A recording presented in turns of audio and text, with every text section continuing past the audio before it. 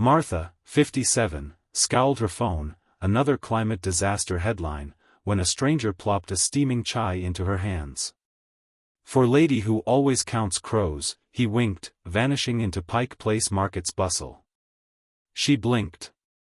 Had someone noticed her scribbling in that battered field notebook, tallying urban birds like a woman possessed? That lit a spark. Next morning, she tacked a flyer to a rain-slicked lamppost: "Bird brains unite. Bring binoculars, leave despair." By week, woman scowled her phone, another climate disaster headline, when a raucous caw shattered her gloom. Outside her Seattle apartment, a crow perched on fire escape, tilting its head as if asking why she'd spent all morning doom-scrolling. That notebook from her teaching days still sat in drawer, its leather cover cracked like drought-parched soil. She'd once filled it with students' breakthroughs, but retirement had left pages blank as abandoned nests. Pike Place Market bustled below, salmon vendors shouting over buskers' guitars. She pocketed her phone, grabbed notebook, and took a hesitant step toward noise. Age had made her knees creak like unoiled hinges, but curiosity pulled her forward.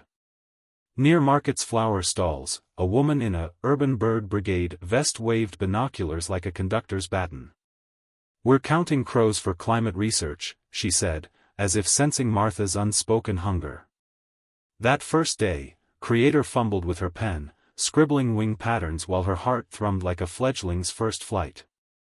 Each crow tracked was a rebellion against gnawing fear that her lifetime of small efforts meant nothing. Notebook's pages filled with hurried sketches, a robin's rust-red breast, a junco's slate-gray feathers, each entry stitching her back into world's fabric. By week's end, she recognized individual birds by their quirks: crow who dunked fries in puddles, sparrow who sang off-key. Their persistence lit a quiet fire in her chest. Eco-grief had felt like watching a glacier calve, helpless and slow. But here, ink smudged on her fingers, Martha realized resilience wasn't about stopping tide, it was learning to dance in shallows, one clumsy step at a time. Woman scowled her phone, another climate disaster headline, when a flash of movement caught her eye. A sparrow hopped along Pike Place Market's cobblestones, pecking crumbs near her scuffed sneakers. Its tiny chest puffed with purpose. She snorted. Even birds had better things to do than doomscroll. That afternoon, she spotted a flyer taped to a lamppost: "Urban Birdwatch Collective, Beginner's Welcome." Below, a handwritten note: "Lost a species? Find yourself." Martha's laugh came out rusty. 57, she wasn't some wide-eyed kid chasing butterflies. But her apartment walls had started feeling like a museum of eco-grief, so she scribbled down meeting time. First session was chaos. Binoculars tangled, someone mistook a pigeon for a rare gull, and Creator nearly face-planted chasing a warbler. Yet, scribbling notes in her field notebook, pages now dotted with coffee stains and smudged sketches, felt oddly lit. Each sighting was a tiny rebellion against despair. Their ragtag crew, led by a retired biology teacher with a penchant for terrible bird puns, became her unlikely lifeline. Creator learned to spot a crow's mischief, a hummingbird's stubborn grace. Notebook entries grew richer: October 12, juvenile eagle over Duwamish. Wingspan shaky but determined. Like me. One drizzly morning, she crouched near a parking lot, tracking a shy towhee, when a teenager with neon green sneakers plopped down beside her. "You're, like, lady who knows all birds, right?" Woman blinked. Her expert? But kid's grin was infectious. Soon, they were comparing notes, girl rattling off TikTok bird trends while Creator pointed out a hidden owl roost. By spring, her notebook bulged with sightings, pressed leaves, and margin doodles. It wasn't just a record, it was proof. Of life persisting. Of her own hands, creased but capable, still learning, still reaching. Headlines still screamed. But now, between market strolls and misidentified warblers, Martha carried something quieter, a spine straightened by small, winged victories.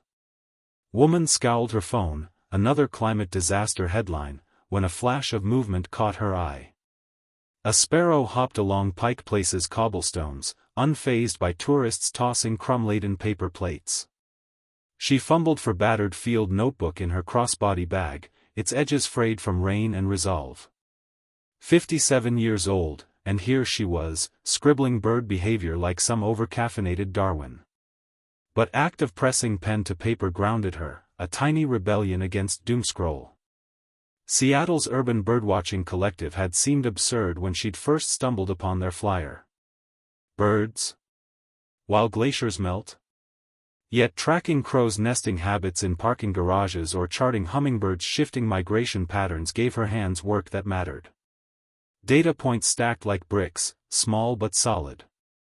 She'd misidentified a junco as a sparrow last week. Some seasoned birder had chuckled, not unkindly, but Creator had returned next dawn, stubborn as tide, her notebook lit with corrections in smudged ink. Pike Place became her open-air lab. She noted how pigeons adapted to food scraps, how gulls timed their dives with fishmongers' breaks. Some days, eco-grief still clawed her ribs, whispering that none of it mattered. Then she'd spot a teenager pointing her notebook, asking questions, and remember, purpose wasn't always grand. Sometimes it wore rain boots and tracked starlings like they held secrets. One evening, reviewing months of scribbles, she connected dots: fewer swallows near waterfront, more robins in gentrified neighborhoods. Her findings, raw but real, landed in Collective's annual report. No Nobel Prize, just proof that paying attention changed things, even if only her own heartbeat. Martha snapped notebook shut, smiling. World kept burning, but she'd learned to plant her feet and count what thrived. Martha, 57, scowled her phone, another climate disaster headline, when a sparrow landed on her windowsill, cocking its head as if to say, "Get a grip, lady." That tiny rebel sparked something. Next morning, she dug out an old field notebook, its leather cracked but spine still sturdy, and marched down to Pike Place Market. Forget doomscrolling, she'd count every pigeon, crow, and cheeky seagull stealing fries. Her first tally was a mess. She mistook a plastic bag for a heron, but by week 3, Martha's notebook brimmed with scribbles, urban crows using crosswalks. Genius or just lazy? She posted observations online, tagging a local birding group. Skeptical replies rolled in, "Grandma's lost it," until she snapped a shot of a bald eagle perched on a Starbucks sign, talons wrapped around a pumpkin spice cup. Internet went lit. Then came twist. A university researcher slid into her DMs, "Your data's gold, shows how city birds adapt to warming." Suddenly, Creator wasn't just a retiree with binoculars, she was Citizen Scientist of Month, giving talks libraries where former scoffers now jostled for selfies. One event, a teen whispered, "You're, like, a climate action rock star." Creator grinned, flipping open her notebook, now dotted with coffee stains and crow feathers, and thought, "I'm writing my own damn story." Her boldest move? Rallying a dozen strangers for a midnight owl count, their flashlights bobbing through downtown like a rogue astronomy club. When a barred owl swooped past, hooting right on cue, even crustiest skeptic in group gasped. Martha's notebook, clutched tight, had become more than pages. It was proof that purpose could hatch in unlikeliest nests. By summer's end, her collective had logged over 500 species sightings, their data fueling Rayal research. Martha still read headlines, but now she scrawled solutions beside them. Some days, she'd stroll past Pike Place, chuckling as crows trailed her like feathered groupies. Turns out, saving worlds started with paying attention, and maybe, just maybe, letting a plastic bag heron slide. Martha, 57, scowled her phone, another climate disaster headline, when a sparrow landed on her windowsill, cocking its head as if to say, "Girl, put that doomscroll down." That tiny rebel sparked something. Next morning, armed with a thrifted field notebook and binoculars, she hit Pike Place Market, not for salmon tosses but for urban birds. Turns out, crows gossip like retirees bingo, and hummingbirds are basically feathered divas. She started logging sightings, her notebook filling with scribbles: Peregrine Falcon, 3:14 p.m., atop Starbucks sign, irony noted, and shared them online. Soon, strangers slid into her DMs, saw a barred owl in Ballard. A ragtag flock of women, ages 42 to 89, formed Seattle's quirkiest collective, Bird Brigade. They met dawn with thermoses, swapping stories of red-tailed hawks and eco-grief over gluten-free muffins. Martha, once slumped on her couch, now guided newbies, pointing out osprey nests with swagger of a punk rock park ranger. Her notebook, once a lonely relic, became a manifesto of small victories. Every checked-off species felt like flipping off apathy. Even her odd habit, whispering "you're lit, Kingfisher," caught on. Brigade's data helped track urban wildlife shifts, proving ordinary folks could stitch hope into science. One drizzle-gray afternoon, Martha spotted a heron wading through a grocery store parking lot puddle. She grinned.